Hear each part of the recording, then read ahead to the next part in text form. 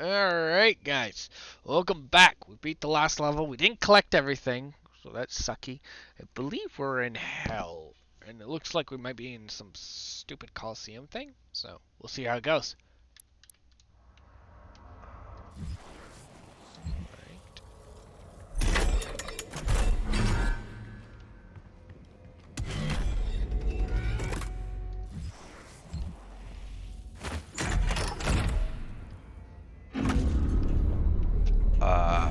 Whoa.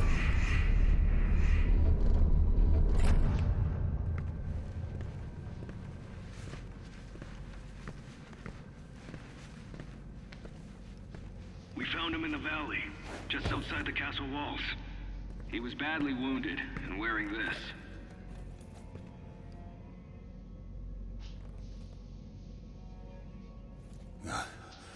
Guts. Huge guts. Kill them. Must kill them all. He has fight in him yet. In spite of his injuries. Send him to the arena. Let him be judged like the others. Whoa. You even heard him talk. History of Sentinels. In the time of King Novik, as the Argenta secured peace and safety through dimensions across time and space, an outlander came to us. He was not of our world and spoke an ugly tongue. How he first took step upon our land was unknown. Sentinel scouts had found the outlander bloodied, clawed, and near death, mumbling of impending doom and the forces of darkness. The scent of blood followed him, and the gore that stained his armor seemed not entirely his own. By Argenta law, the stranger would be judged in the Coliseum, where he would be given a chance of all who stray from the path to fight for his freedom.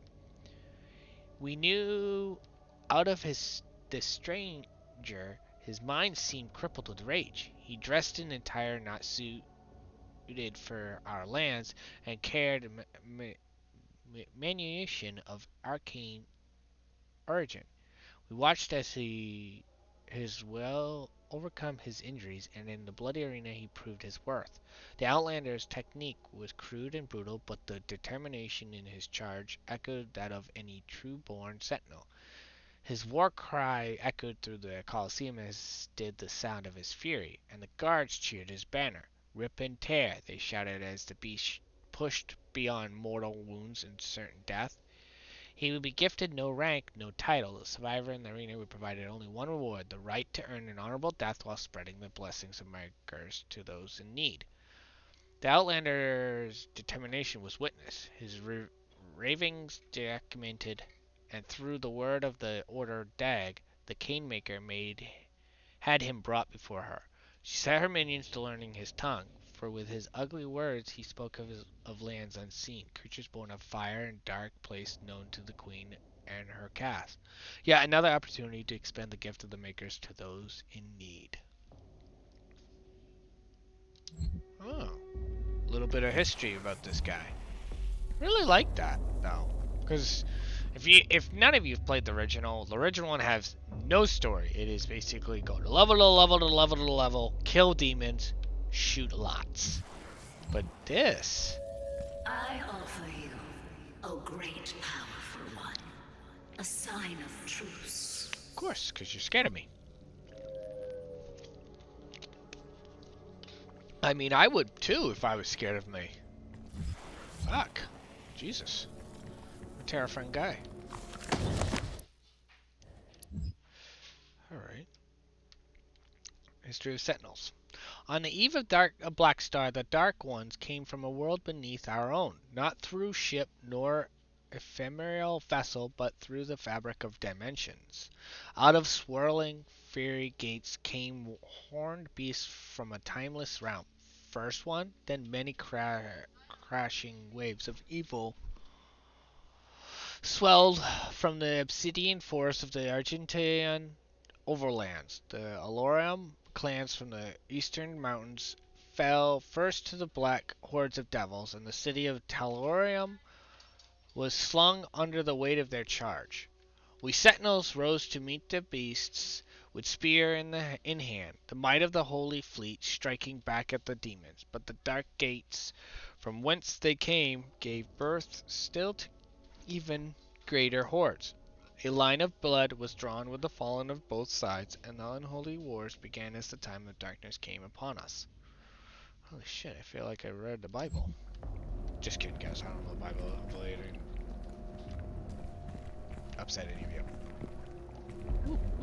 Mine? Oh, I don't need it. It's useless. Okay. I know of what you have left behind. Go back to it then. Leave this crusade.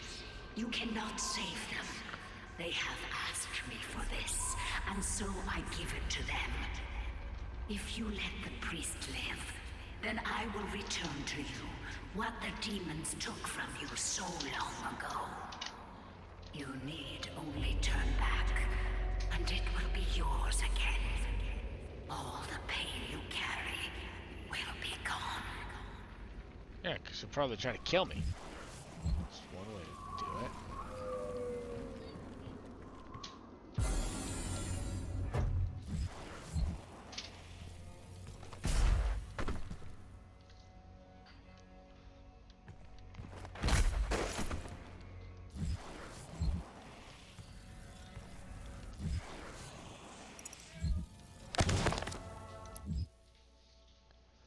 Aw, I missed 6.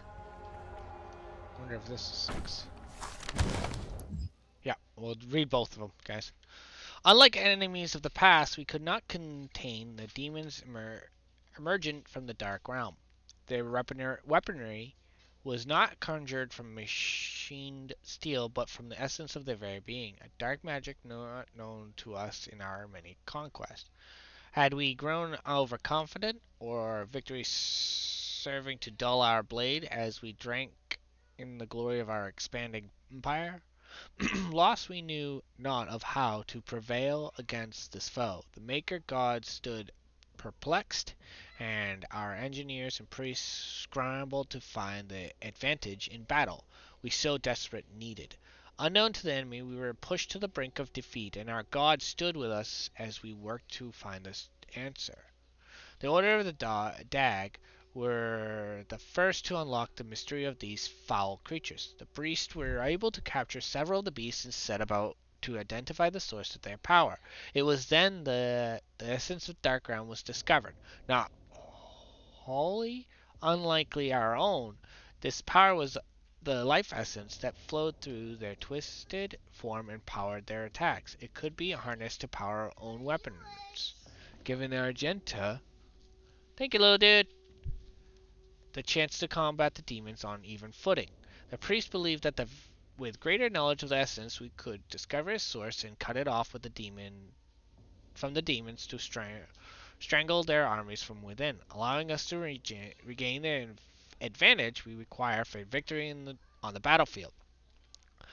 The Cane Maker gave blessing to our majesty and directed the priest to delve deeper into the mystery of the scarlet elixir from the demonic realm, for she sought only to return balance to our universe. Proper assimilation was required, as hell stood beyond her influence. After great effort, the priests discovered more than they had ever hoped for. They learned of the true nature of the demonic energy, and how it could strengthen those skilled enough to harness its power. The energy coursing through the malformed bodies of our relentless enemy could be used to end life, or to enhance it. The power to heal, to mend, mortality, knowledge, and enlightened facilities beyond our understanding. With the demon's life force in the skilled hands of the sentinel priests, and under the righteous gaze of the Cane Maker, our people would not only rise to victory over the unholy horde that clawed at our walls, we would move to a higher plateau of existence, usshering in a new era of military science and industrial healing. No sentinel would grow sick, no maker would need to suffer. The conflagration that they so fear would be risen, none could ever oppose our peaceful ways and threaten our world again. True balance over hell and its legions. Over space and time in this world and all others, we would dictate the order, unite within the maker, we would find peace internal. Okay.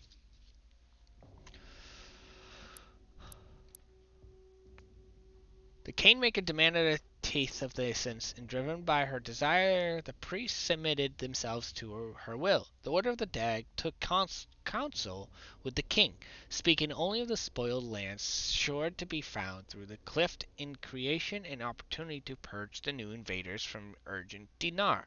We took the war to their cursed land, pressing through the gates of wizardry. There was one among us who seemed to know the true nature of these foul demons. It was the outlander, the stranger who had come to us from places unknown. He who had survived in the front lines for longer than any sentinel-born prisoner had before. His passion for battle against the vile horde was evident, his lust for their destruction matching our own, though urgent dinar remained a foreign land to him. His fever caught the attention of inquisitors of the Sentinel Guard. Some whispered of a suspected alliance he had held in secret with the demons. Silencing the critics, King Novak deemed him worthy of selection. The Cynophers brought a commission to our king, and it was decided that he be lifted from the common rebel. Though no arena-born prisoner had ever been granted the honor, the Night Sentinel broke tradition and deemed the outlander worthy of training. A number of disciples grumbled and chafed at the barbarian present in their ranks, but in the war with the demons, all opportunities for even the slightest advantage was to be considered, and as their witness, the strongest spar with their hall masters, they found in him an undying, unrelenting compatriot. This man was an outsider, friend to none, and yet rose each time he was thrown in the dirt of the circle.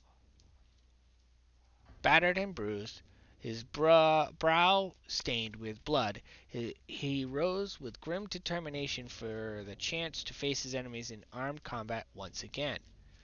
Time passed as the stranger was instructed in the codified matrice of their order, the ancient lessons of battle and brotherhood taught to all sentinels. He could sense the opportunity before him. Soon all of hell would feel his wrath once again. Satisfied that he would not be a detriment to their prowess, the Night Sentinels grant him his wish as they ventured through the hell gates with the stronger in tow. They knew no rest, fighting in the unnatural elements and training under the blood moon of night. The stranger suffered exhaustion, wounds, and sickness, but asked for no aid and was offered none. 3 times the night sentinels ventured into the gate and back. Upon every return, the stranger strode more capable than before. His gait locked in step with the march of the sentinels, a disciplined and now controlled lust for demon blood ever present. The passing of years and numerous battles with the devils indentured the stranger to Argenta's mightiest warriors, and no longer did they condescend to him as a new-blooded conscript, for to them he had become a brother in arms forged in war, an ally and a weapon. Okay. Sorry about my misreading, guys. I will not lie, but I'm not the best reader. What does this do?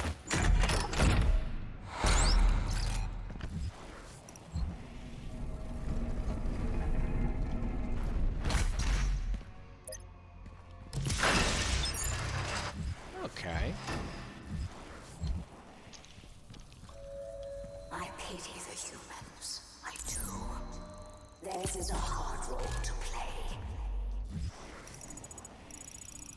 But I too have a world to save. Without their souls, there can be no hell energy, and the Argent will cease to flow. I cannot allow this to happen. You will not stand in the way of Erdak's progress.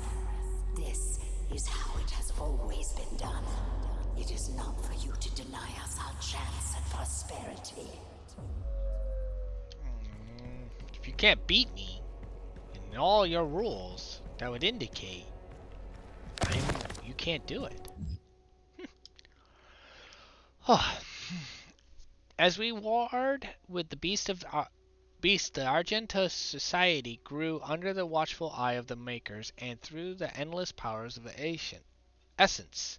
While our generals were consumed with the unholy war, our culture was marked by the beautiful potion the enemy had provided us, the sweet elixir.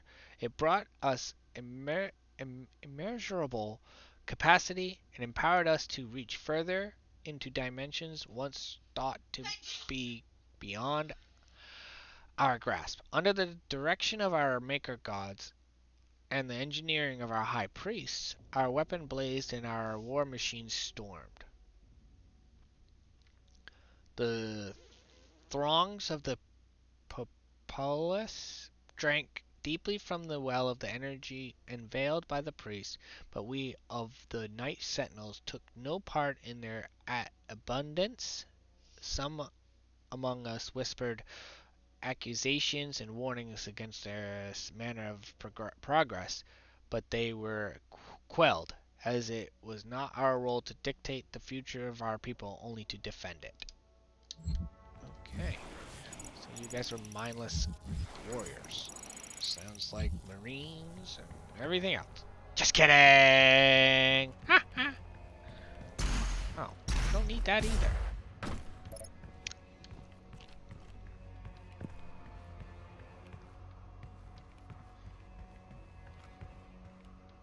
Why can't I get that? Can I go over here and get it? Oh, I can.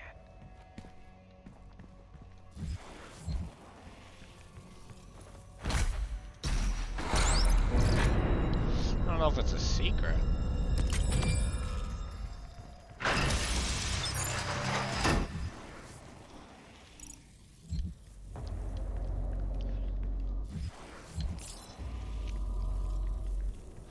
Oh my god, there's a lot of reading in this episode, guys.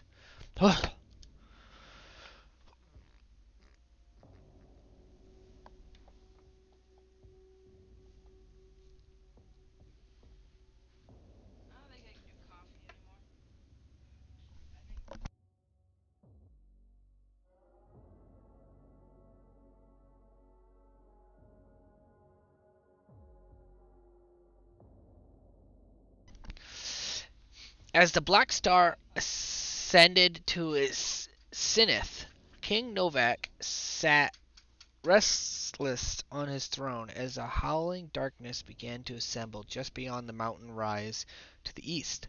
The blight came upon us in droves. Flooding forth from the Hellgate with merciless fury, they brought with them a monstrous titan, the Dreadnought, a beast to rival the stature and menace of even the mightiest ancestral. The Gostur giant laid waste to all before him, crushing all in his path. This was a total demonic assault, striking at the heart of Argent Dinar. As never before, how was it that the behemoth could pass through the demonic gate without warning? We would never know through the night sentinels believed treason was at play. Caught off guard, the sentinels scrambled late in defiance of the Titan and his horde, and with his coming the holy city of Terrace, Nebad prepared for judgment, with the onslaught of the demons masked in the sprawling shadow of the abhorrent fiend. The city shook to its foundation. None were spared, save those that fled north. The vile swarm ransacked our temples and palaces, burning our towers and feasting on the souls of our clergy. Yet the night sentinels rallied and held fast against the demons, though they were pushed back and corralled at the blood arena. As the dark of night descended, their swords remained potent and shred the enemy multitude with abandon. Amidst the unyielding ranks of the sentinels, when all other princesses had fallen in battle, stood the outlander. Rip and tear, he roared. Furious in battle, the remaining conscripts of the arena stood in awe as they witnessed the beast who had once raged within their very cells, now armed alongside the shoulders of his sentinel brethren. He had risen where none other had before, a true born sentinel fighter, the very best among them. But though the swarm fell before their assault, the Titan remained invincible, for none could tame the behemoth alone. In hours before dawn, as the night sentinels weathered the relentless assault, the outlander held his ground at the foot of the great wall in the northern bend of the castle. Seeing his unending vigor, Seymour, counselor of the mother god, hurried the outlander away under veil of secrecy, and, for a reason unknown, submitted him in a rite untold. This was heresy, for Seymour received no consent from the Canemaker, nor did he receive her counsel. In the chapel of purity, the outlander submitted himself to the divinity machine. There Seymour Maker, the seraphim, known to us only as the aid of the mother god, blessed the outlander with fierce speed and power to match his will.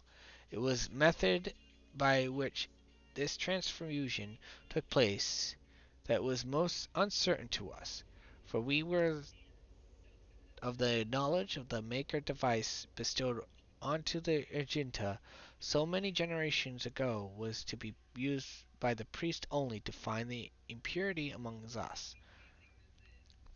How could it be that the device that was meant to cull the sentinel breed of its contaminants could then be used to purify the outlander's body and give rise to the one who would lead us into battle henceforth? What rose from the holy coffin on that fateful day was not the impure abomination the covenant warned us of. The hero within would come to be known only as the Great Slayer, the Time Walker, the warrior king whose fire sword would blaze forth a path for the just, and cut through the demonic horde with a vengeance that only a god king could summon.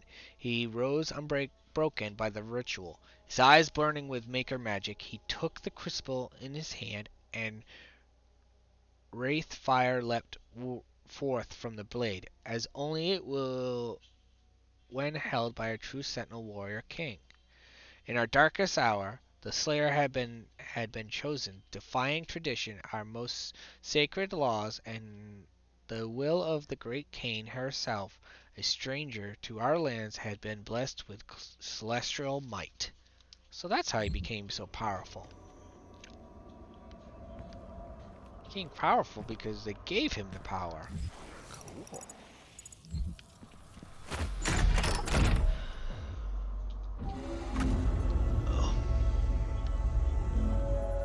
I cannot stand by and watch as you put our future at risk. Earth will be consumed, and the energy will continue to flow. It is your people's survival against mine. You feel like you don't like it. I mean, I don't blame you. Droggrav. Droggrav remains the most powerful of the Hell Priests amongst the people of Urgent Dinar, frequently visiting his ancient home world to lord over the populace. Arrogant and pompous, Grav calls for blood sport in the arena entertain the fallen citizens of Sentinel Prime. Since the demonic invasion of Earth began, he has operated on the planet's surface along with his fellow Hell Priests to direct Hell's forces. But after the deaths of Dag Nilax and Dag Renak, he has fled to the safety of the arena. It was Dag Grav who facilitated the torment and eventually betrayal of Sentinel Commander Valen, taking the keys of the sepulture of elements and opening the vaults of the sleeping rays. The ancient creatures were abducted, transported to hell, and tortured to siphon away their power. He used the heart of Valen's son to animate the icon of sin, a titan still spoken of legend throughout Argent Dinar. Well, there.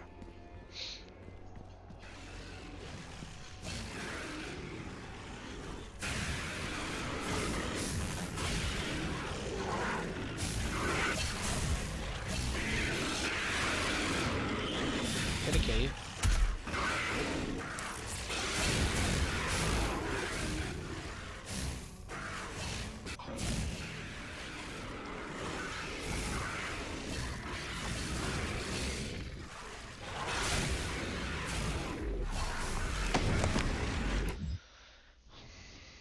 What's this? Gladiator.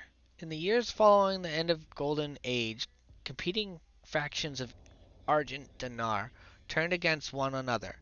An insidious influence had beset itself upon the Sentinel people, corrupting its once held sacred traditions. The Colosseum, once a place of honorable combat, where prisoners of the Argenta were tested for the right to fight in the front lines of their army, has since become a place of blood sport, a violation of Sentinel law. The priests have caged a demon there, a merciless executioner, used to innate judgment of their own decree.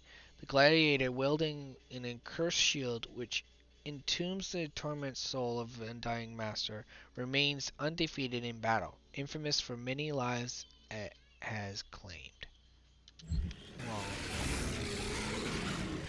I think that's where we gotta go. So, as much as I would love to say this would be awesome to go to, but I am going to say this is a good time to end this week's video. So, it was awesome. We've learned a lot about the Doom guy himself and how he became who he is. Really neat. That's about it. And again, sorry for my bad reading. I'm not the greatest reader. So, anyway, hopefully you guys like the videos.